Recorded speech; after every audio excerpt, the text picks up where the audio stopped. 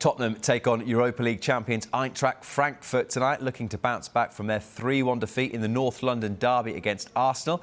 Antonio Conte's side have won one and lost one of their opening two Champions League matches. They are second in Group D.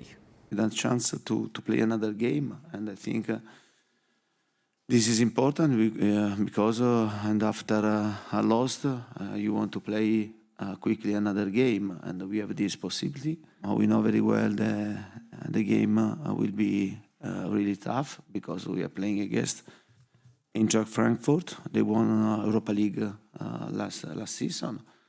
We are talking about one of the best teams in Germany. At the same time, we want to play our cards here, and I always say that this group is. And there is a great balance, and it will be an important game for us and also for them. Not decisive, but an important game. So Spurs go into this one having lost two of their last three matches. Let's speak to their former midfielder, Jamie O'Hara. Good afternoon to you, Jamie. Last time we spoke, you said you weren't worried about Arsenal. Are you worried about Arsenal? I am worried about Arsenal, absolutely. I mean, it was a great performance from them. We were poor. We didn't show up on the day. We wasn't aggressive enough. The sending off in the second half kills us. So, yeah, I was disappointed. And as Arsenal were excellent, but I was surprised at how bad we were. It just, the way we didn't get out, didn't get tight enough to players. There wasn't that sort of edge and bite to our play. But they're exciting to watch, Arsenal, I have to say. They're good. Jesus, Martinelli, Xhaka. The front three of them does look very frightening at the moment, and it pains me to say it. Even Xhaka looks like Guti right now. To use words like a lack of aggression and a lack of bite in a derby, that must be concerning from a fan's perspective.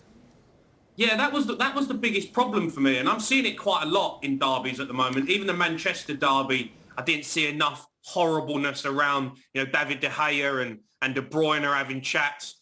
For me, the local derby is about not speaking to each other. The old days, Roy Keane, Vieira, them sort of horrible games where you go into them and none of yous are mates. I feel like in the Premier League right now, it's got a little bit soft. Everyone's a bit matey. Everyone wants to, pick each other up the floor and shake hands after games. No, I don't want none of that. This is a local derby. We've just got turned over. We've been embarrassed.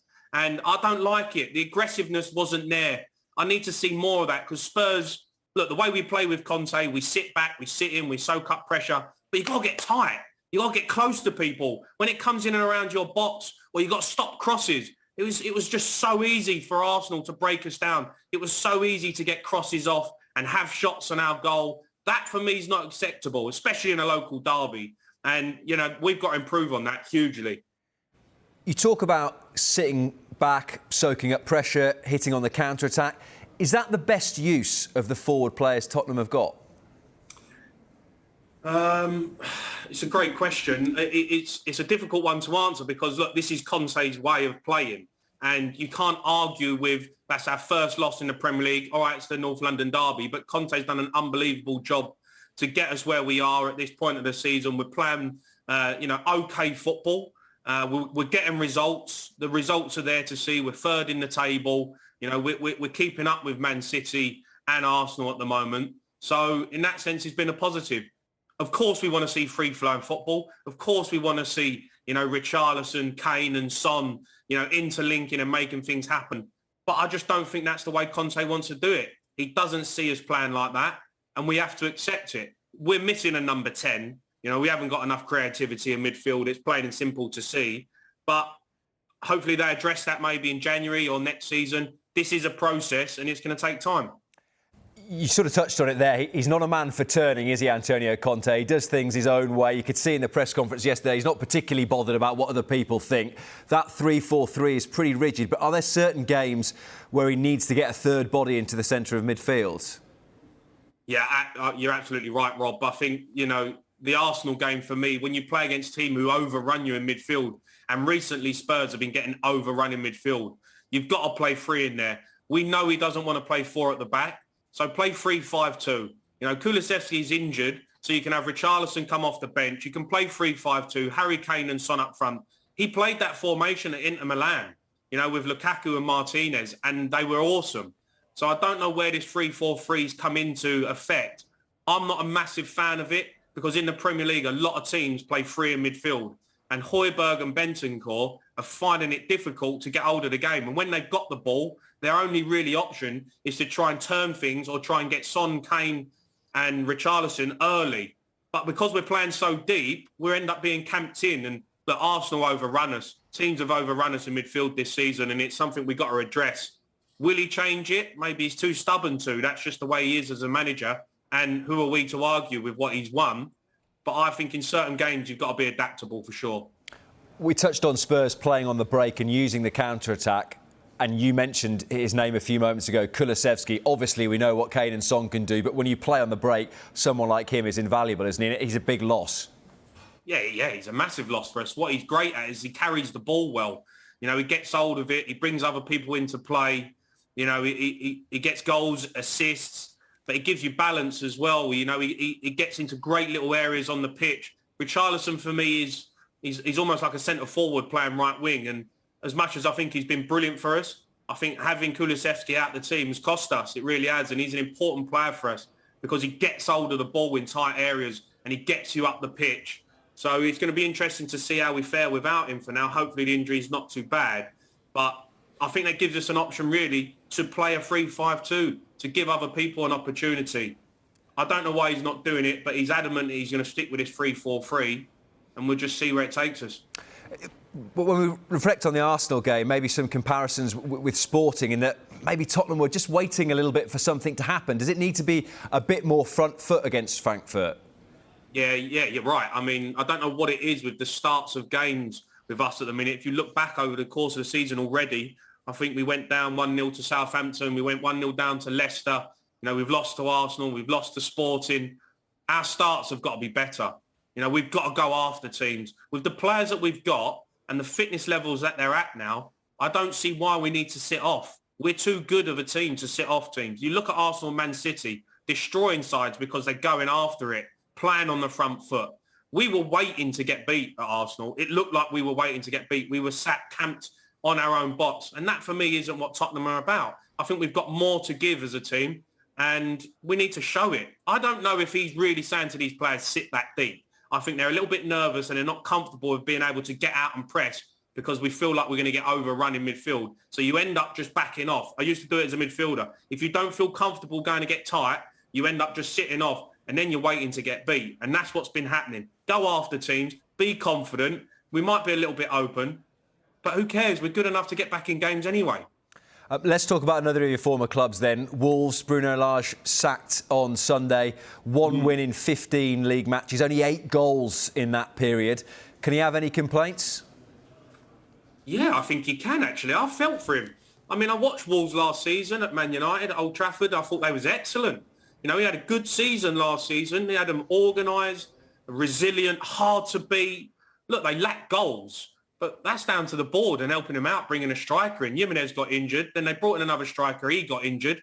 And then you've just signed Diego Costa. He come on against West Ham and he looked bright. He looked sharp. I think they've pulled the trigger too early. I like him as a manager. I thought he was really, really good, organised. If you play against Wolves, you know you're in for a tough game. But they've just lacked goals. And that's down to the board. Give him players to give him a chance who's going to stick the ball in the back of the net. Otherwise, what chance you got? Well, the board would probably argue, Jamie, that they've spent more than 100 million quid this summer and a return of 1 win and 3 goals from the opening 8 matches perhaps isn't good enough. On who, Rob? On who? I mean, you got Diego Costa coming in on a free. So that says to me that they haven't invested that 100 million very well because you brought in a striker and unlucky for Bruno Lage, he gets injured. So that's a massive problem. You sign someone who thinks, right, now we've got someone who can score goals for us and he gets injured straight away. So you say they spent 100 million, but on where's the tip? They got rid of Cody. Now, for me, getting rid of Connor Cody is the biggest mistake Wolves have made. Whether he's playing or not, he is a player you have to have in your dressing room. He's an unbelievable character. Frank Lampard must be absolutely buzzing that he's been able to get him away from Wolves and have him in his side. And as soon as I saw that happen, I thought, something's not right there. If you're letting go of your captain and one of your leaders, there's issues in the camp. And that might be what the problem is. Conor Cody, for me, was a big mistake letting him go. He's a fantastic player. I spoke to him near the start of the season, Jamie, and he said, look, this is the time just after the window closed where you judge my team, because he brought in some players, but he'd also gone from Nuno's team was 3 at the back, counter-attacking. He'd moved to 4 at the back, and I want more of the ball. I want us to have possession. How long does that transition take? Because you talk about pulling the trigger too early. How long does it take to go from a team that sees not much of the ball to having plenty of it? Well, it's the million-dollar question, isn't it? As a board, if your manager's coming out and saying that and saying, I'm going to change things, then you've got to back him and you've got to give him the time to let that philosophy take place. The problem is the Premier League, you don't get time. You have 6 bad results in the Premier League, you're out the door, because it's, you have to win. You have to get results. The club can't afford to go down. So if they see you lingering at the bottom of the table, they can't wait for a philosophy to take place. They can't wait for you to all of a sudden get the formation that you want and the team that you want. No, you've got to go in straight away and get results. And if you don't, you're out the door. And that's the problem for managers. You might want to change it. You might want to tweak it. You might want to bring in your own sort of way. The Premier League's ruthless, and every game's a cup final. Just a final one before we let you go. We've talked about teams with a lack of guile and a lack of creativity. We certainly didn't see that from James Maddison last night. Should Gareth Southgate be sticking his name on the plane for Qatar? Yes, I think he should. If you look at his stats, if you look at the way he's competing and playing, I'm a massive fan of James Maddison. I don't think Southgate likes him. I think he's let him down maybe in the past with some of the things that he's done off the pitch. But for me, he's a talent. Look what he offers. Look what he can give you. He's playing, he's playing in a team that really have been low of confidence, and he's been a standout performer for them. So watching England and how boring we've been, for me, he's a player that should be on the plane. It's just who do you take out, because there's a lot of good players in the side. And, it's difficult to see who you take out. For me, James Maddison is above Bowen. Someone like that, if you're going to take that player, or you've got to fit him in. You've got to get him in there somehow. He's too good to leave out of a World Cup when he's playing like this. All right, Jamie, we should leave it there. Just to confirm, that your words are right. Arsenal for the title is what you said in that first answer, wasn't it? No, they'll fall away. Don't you worry about that. No one's catching Haaland and City. And we shall clip that up and play it when they're top of the league in March. Jamie, thank you. Take care.